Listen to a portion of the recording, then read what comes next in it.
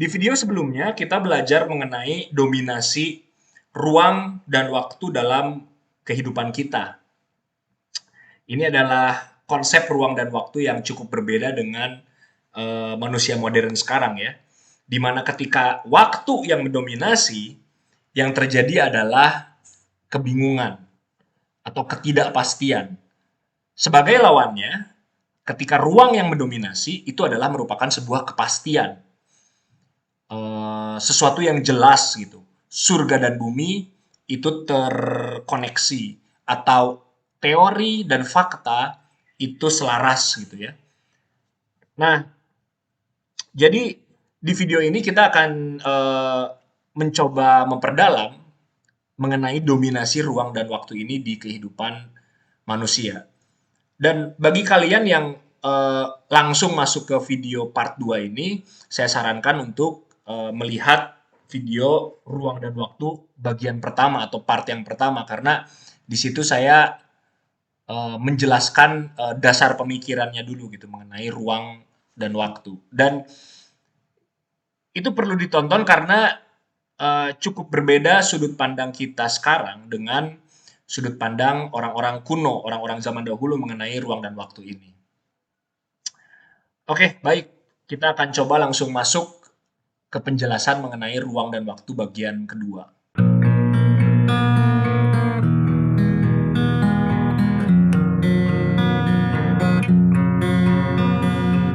Saya Gideon Partogi. Selamat datang di langit manusia bumi.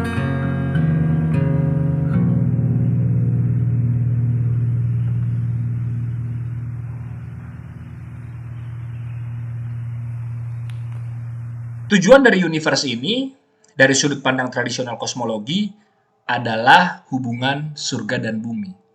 Atau mendapatkan pengetahuan dari hubungan surga dan bumi.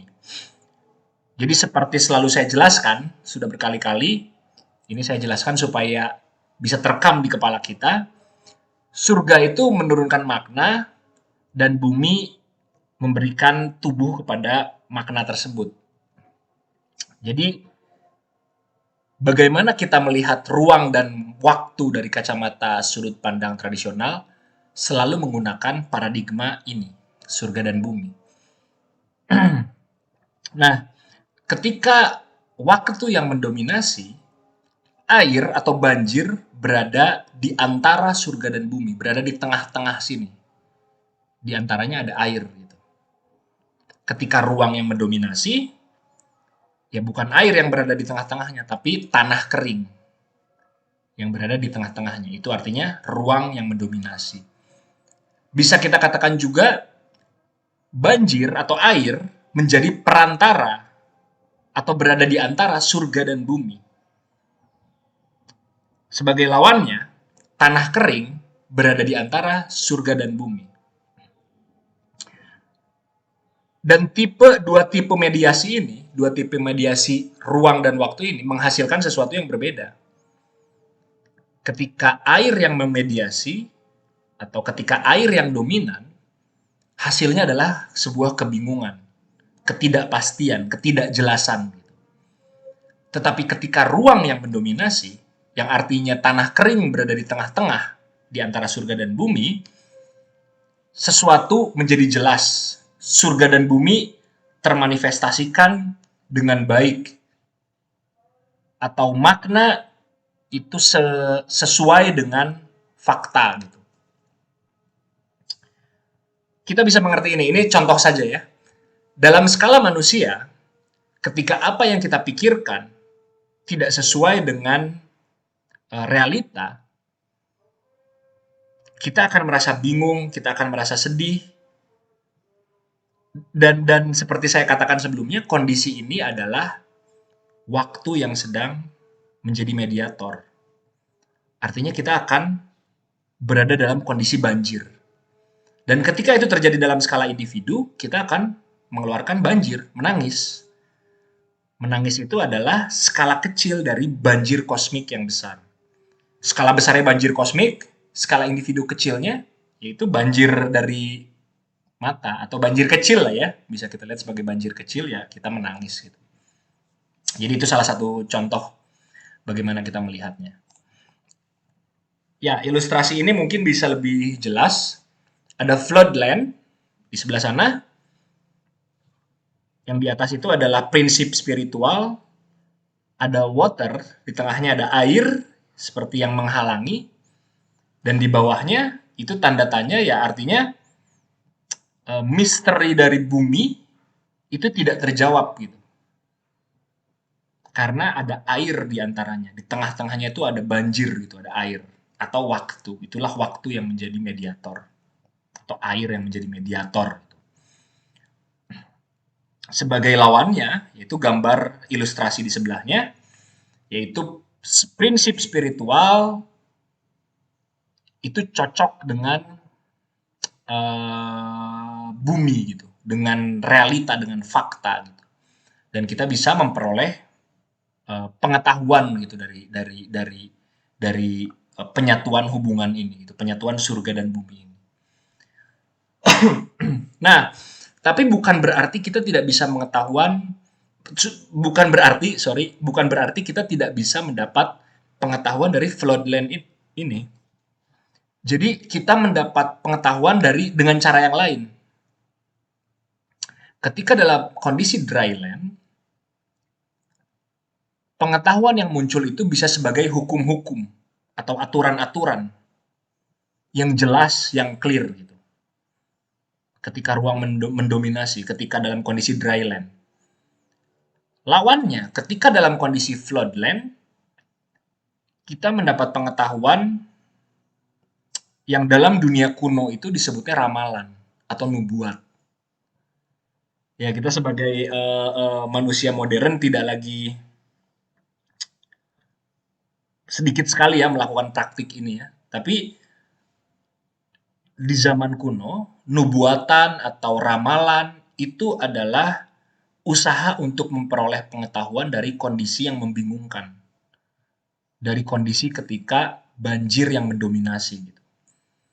Jadi ada dua tipe pengetahuan yang berbeda gitu dari tergantung mediasinya siapa yang memediasi. Apakah air atau banjir atau waktu yang memediasi atau tanah kering atau ruang yang memediasi. Jadi ada dua tipe ini di dalam sudut pandang tradisional kosmologi. Nah, ini adalah gambar ilustrasinya. Divination itu merupakan ramalan atau nubuatan ya, atau ramalan lah ya.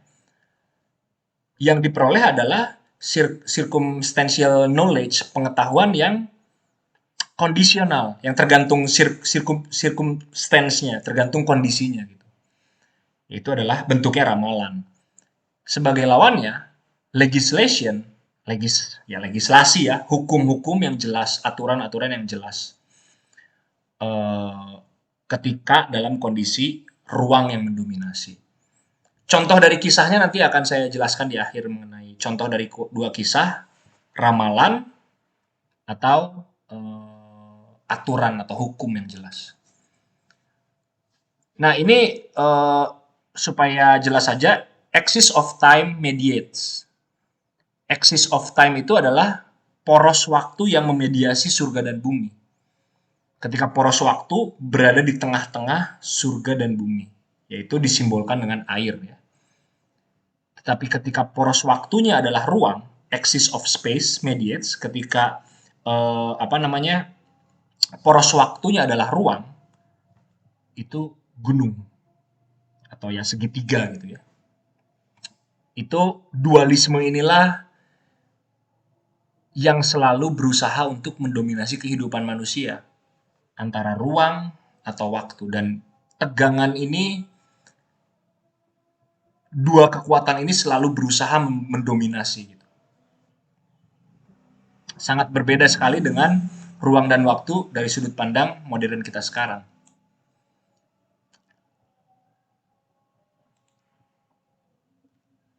Jadi ruang dan waktu itu disimbolkan dengan pilar atau roda. Selain pilar, simbolnya itu segitiga atau segitiga yang berbalik. Disebutnya inverted hierarchy gitu. Jadi hierarki yang terbalik gitu. Itu simbol dari waktu. Kita ambil contoh kuil Salomo. Di kuil Salomo itu dibuat 2 pilar di bagian depannya. Dan pilar ini tidak menyangga apapun. Dia hanya pilar yang berdiri tegak bebas aja, tidak ada sesuatu di atasnya gitu. Pilar itu ya itu tadi simbolisme dari space gitu, dari ruang. Nama pilarnya itu Yakin dan Boas ya di pilar Salomo itu. Juga sering disimbolkan dengan rumah. Rumah itu adalah ketika ruang yang mendominasi. Sebagai lawannya, rumah yang berbanjir. Ketika waktu yang mendominasi. Jadi skala dominasinya itu kalau dalam tradisional kosmologi itu ada banyak. Atau sebuah kotak box itu artinya ruang yang sedang mendominasi. Kita tahu tabernacle itu sebuah box kan, yaitu ruang yang mendominasi. Sebagai lawannya, dalam skala kecil ya, sebagai lawannya, a glass of wine, segelas anggur. Itu adalah simbol dari waktu atau dari banjir. Jadi dalam tradisional kosmologi itu selalu muncul dalam banyak skala gitu. Tentu skala yang paling kosmik, yang paling besar, satu dunia ini berbanjir. Itu adalah skala waktu yang yang paling dominan gitu. Jadi simbolisme itu penting dalam tradisional kosmologi gitu ya. Atau juga ini, gunung dan gua, sebuah gua. Itu juga gunung itu artinya adalah ruang, sebuah gua itu adalah waktu. Dualisme ruang dan waktu yang hadir di setiap skala kehidupan manusia.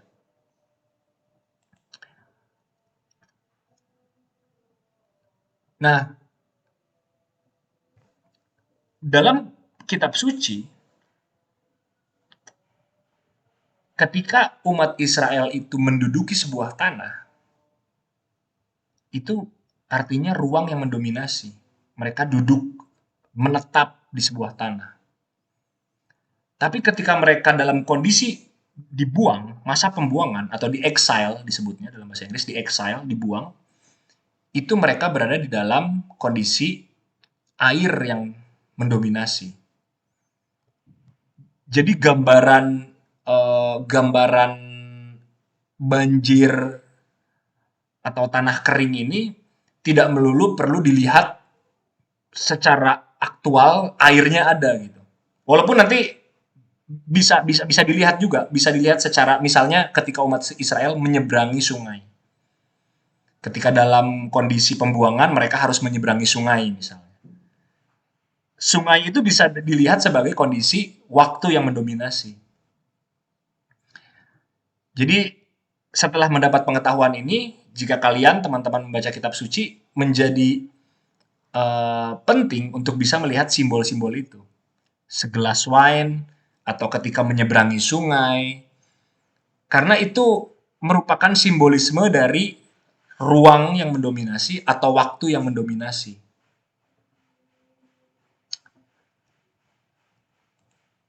Nah, seperti ada pada gambar ini, ketika berada di dalam pembuangan, itu artinya mereka sedang berada di exile, dalam pembuangan. Ya kebingungan, mereka hanya berputar-putar saja. Seperti kita ketahui, ketika habis beres keluar dari Mesir, mereka melakukan perjalanan di padang gurun, mengelilingi selama 40 tahun. Itu artinya air yang sedang mendominasi atau waktu yang sedang mendominasi. Tapi ketika sudah menemukan tanah, itu ruang yang mendominasi. Nah, situasi ini Ada contohnya tentu di dalam kitab suci. Ketika ruang yang mendominasi, kisah yang bisa saya ingat adalah kisah ketika Musa naik ke gunung Allah. Itu sesuatu hal yang penting. Ada gunung mengingatkan kita kepada simbol ini ya, legislation, aturan. Ketika aturan turun, ketika hukum turun, yaitu di gunung. Jadi ketika ada gunung, Musa naik ke atas gunung, aturan perintah Allah secara clear, secara jelas itu muncul. Atau Nuh, setelah Nuh selamat dari banjir, bahteranya itu terhenti di sebuah gunung, Nuh keluar bersama anak-anaknya, dan perintah Allah itu turun secara jelas, secara clear gitu. Itu artinya ruang yang mendominasi dan pengetahuan yang turun itu clear dan jelas. Sebagai lawannya, yaitu ketika air yang mendominasi. Seperti saya katakan sebelumnya, mendapatkan pengetahuannya kita dari ramalan atau nubuatan. Di dalam masa pembuangan ke Babel, umat Israel, kita tahu ada kisah Daniel yang terkenal, di mana Nebukadnezar itu mempunyai sebuah mimpi. Ketika tidur ya, tidur datang mimpi. Tidur itu terkoneksi dengan mati gitu, dan mati itu terkoneksi dengan air juga. Jadi Nebukadnezar sedang tidur, dia mendapatkan sebuah mimpi, dan Daniel mendapatkan ilham dari Allah mengenai tafsir mimpi Nebukadnezar itu. Saya sudah buat videonya juga mengenai mimpi Nebukadnezar. Silakan kalau mau dicek.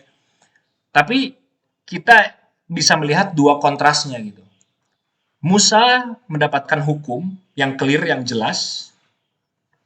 Daniel ketika dalam masa pembuangan, ketika mereka bukan hidup di tanah mereka, di exile, dibuang, pengetahuan yang didapat itu dari mimpi gitu. Nubuatan atau ramalan. Jadi dua hal ini memainkan peran penting di dalam tradisional kosmologi. Ruang dan waktu, dualisme ruang dan waktu, yang hasilnya itu bisa aturan-aturan atau ramalan. Jadi itu sudut pandang yang menarik gitu dari tradisional kosmologi. Nah, mungkin mudah-mudahan bisa jelas sampai titik ini. Nanti kita ketemu lagi di ruang dan waktu di bagian ketiga, karena seperti pernah saya katakan bahwa implikasi dari implikasi dari air yang memediasi atau ruang yang memediasi, implikasinya itu banyak sekali gitu. Kita bisa melihat banyak hal gitu dari ruang dan waktu ini. Jadi salah satunya yang menjadi kunci di sini adalah pengetahuan gitu. Bagaimana kita mendapat pengetahuan ketika porosnya adalah waktu, dan bagaimana kita mendapat pengetahuan ketika porosnya adalah ruang. Terima kasih, sampai ketemu di video yang lain.